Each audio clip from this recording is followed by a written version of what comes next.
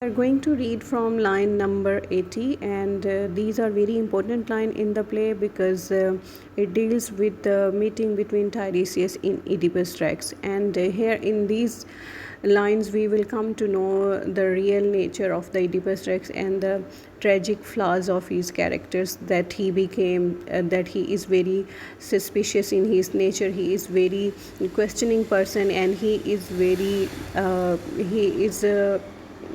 very impatient person who wants to know all the truth. Even he knows that the absolute truth can be absolute destruction, but he is insistent in telling the whole situation by Tiresias. And we also know that he humiliates a noble person, a respectable person, a prophet.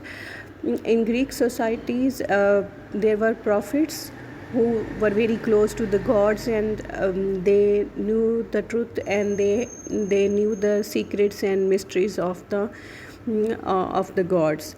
So here we see that Oedipus has called the Tiresias to seek the help, and but when he arrives and when he refuses to tell him something, he becomes furious, and he humiliates the prophet, and then the prophet curses him, and the whole situation becomes worse. Okay, line number 80 है. Oedipus says, "The man who dared the act will fear no curse. Enter the blind seer Tiresias, led by page." Page means the boy, the attendant, and the messenger. Okay, Tiresias is a blind seer. You can see the irony, you can see the oxymoron, but a person who is a blind but still he is seer. Although Oedipus Rex, who claims to be the person who can see everything and he knows all the truth, but he is unable to know the real fate that he is going to suffer now. Koragos, that is the head of the chorus. Koragos, but there is one man who may detect the criminal. This is Tiresias, and this is the holy prophet in whom alone of all men truth was born. Okay, chorus, the head of chorus, Koragos, is introducing the man, and he says that this is Tiresias, this is the prophet, and he knows everything, and he will tell us the truth, that who is the murderer and of the king, late king, and how we can detect him and how we can punish him.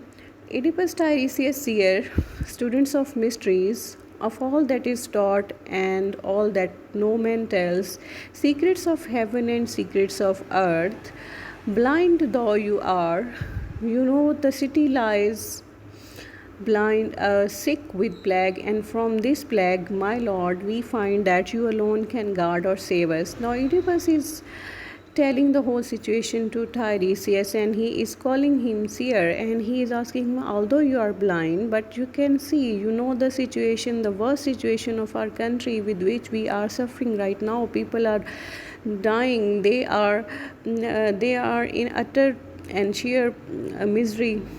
And he says that we have sent a messenger to Apollo, and Apollo has sent us this oracle that that there is a man who is the murderer of the late king, and how we can detect him, how we can find him.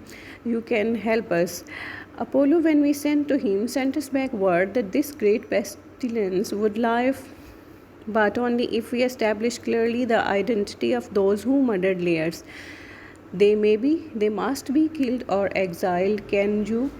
Okay, now he is asking that how can we punish the murderer? Okay, can you use bird flight or any art of divination to purify yourself and Thebes and me from this contagion? We are in your hands. There is no fairer duty. And he says, can you help us by using any art, by using any divine power that you are exercising in the past, that how can we pure our own self?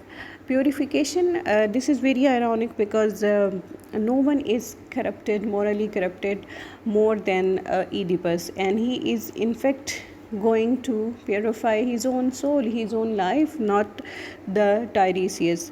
Tiresias, how dreadful knowledge of the truth can be when there is no help in truth. I knew this well, but did not act on it, else I should not have come. And Tiresias, when he hears the situation and when he hears the demand of a king, he says that I shouldn't have come here because knowledge of the truth would be very disastrous and would be very dreadful.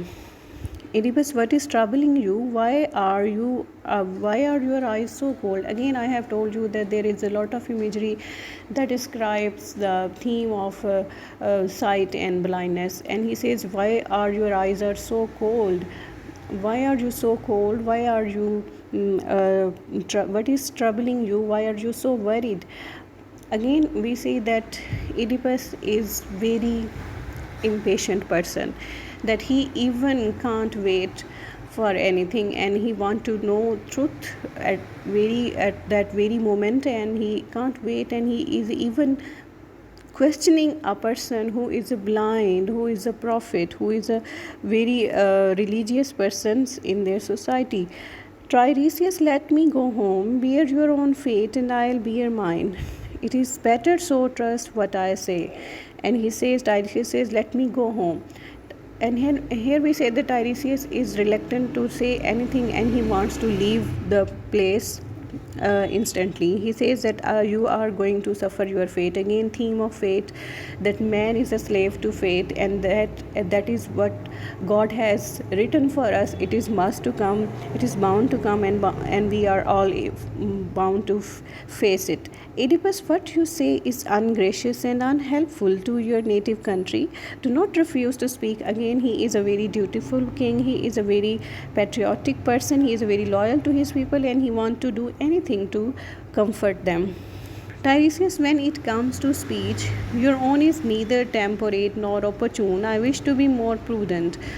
Oedipus, in God's name, we all beg you.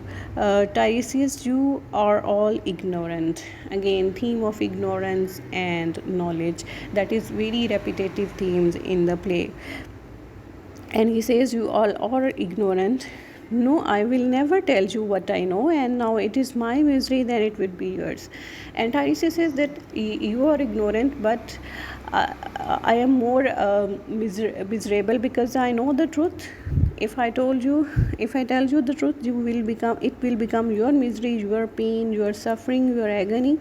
Oedipus, what do you know? You know something and will not tell us? You would betray us and all wreck this state. Okay, and he says that now Oedipus is questioning the patriotism of, or the nature of loyalty of that old prophet, and he says, you know the truth, but you are not telling us to save the country. Tiresias, you are all ignorant. No, I will never tell you what I know. Now it is my misery, then it will be yours. Oedipus, what, you do not know something and it will not tell us? Tiresias, I do not intend to torture myself or you. Why persist in asking? You will not persuade me. And Oedipus is saying that I am not going to tell you, so do not persuade me.